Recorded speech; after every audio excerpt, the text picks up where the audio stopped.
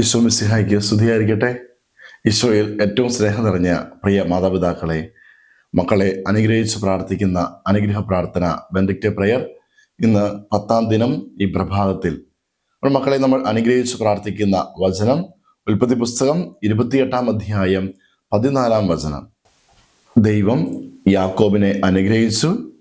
ആ അനുഗ്രഹത്തിന്റെ ഫലമായി ദൈവം യാക്കോബിനോട് അരുളി ചെയ്യുന്നുണ്ട്, നിന്റെ സന്തതികൾ ഈ ഭൂമിയിൽ പൂഴി പോലെ എണ്ണമറ്റ വിധം ആയിരിക്കും.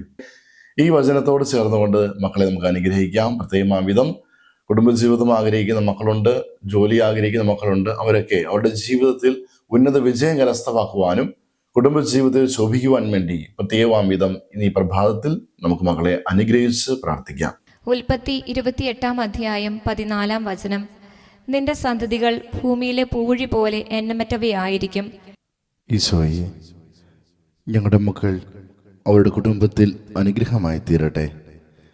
അവരുടെ ജീവിതത്തിൽ ഒരിക്കലും തളരാതെ അവർ വർദ്ധിക്കുകയും അങ്ങേ മഹത്വപ്പെടുത്തുകയും ചെയ്യട്ടെ. ആമേൻ. യേശുവേ നന്ദി. Hallelujah, hallelujah, hallelujah.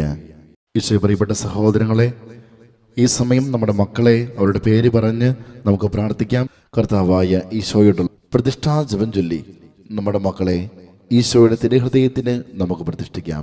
മക്കൾ അടുത്തുണ്ടെങ്കിൽ അവരുടെ ശിരസിൽ കൈവച്ചും ദൂരെയാണെങ്കിൽ അവരെ ഓർത്തും നമുക്ക് ഈ സമയം പ്രാർത്ഥിക്കാം. ഞങ്ങളുടെ രക്ഷകനും നാഥനുമായ ഈശോയെ, അങ്ങയുടെ പ്രത്യേക സൂക്ഷ്യത്തിനും സംരക്ഷണയ്ക്കും പരിപാലനയ്ക്കുമായി ഞങ്ങളെയും ഞങ്ങളുടെ കുഞ്ഞുങ്ങളെയും ഞങ്ങളുടെ ആത്മാവിനെയും മനസ്സിനെയും ശരീരത്തെയും ഞങ്ങൾ സമർപ്പിക്കുന്നു. ഞങ്ങളുടെ ജീവിതത്തിന് രക്ഷകനും നാഥനുമായി ഞങ്ങൾ അങ്ങേ ഏറ്റുപറയുന്നു. ഞങ്ങളുടെ മക്കളുടെ ജീവിതത്തിൽ അങ്ങ് രാജാവായി വാഴണമേ. ഞങ്ങളുടെ മക്കളുടെ പ്രവൃത്തികളെല്ലാം അങ്ങ് തന്നെ നിയന്ത്രിക്കണമേ. അവരുടെ ഉദ്യമങ്ങളെല്ലാം ആശീർവദിക്കുകയും അവരുടെ സന്തോഷങ്ങളെ വിശദീകരിക്കുകയും അവരുടെ സങ്കടങ്ങളിൽ ആശ്വാസം നൽകുകയും ചെയ്യണമേ. അവരുടെ ജീവിതത്തിൽ എപ്പോഴെങ്കിലും അങ്ങേ വേദനിപ്പിക്കുവാനിടയായാൽ അവരോട് ക്ഷമിക്കണമേ. അങ്ങനെ ഇന്ന് അകന്നു പോകുവാൻ ഞങ്ങളുടെ മക്കളെ ഒരിക്കലും അനുവദിക്കരുതേ. ഞങ്ങളെയും ഞങ്ങളുടെ മക്കളെയും ഞങ്ങളുടെ ജീവിതവുമായി ബന്ധപ്പെട്ടവരെയും എല്ലാ ആപത്തുകളിൽ നിന്നും അപകടങ്ങളിൽ നിന്നും സംരക്ഷിക്കുകയും അങ്ങയുടെ കൃപയിലും സമാധാനത്തിലും കാത്തു പരിപാലിക്കുകയും ചെയ്യണമേ.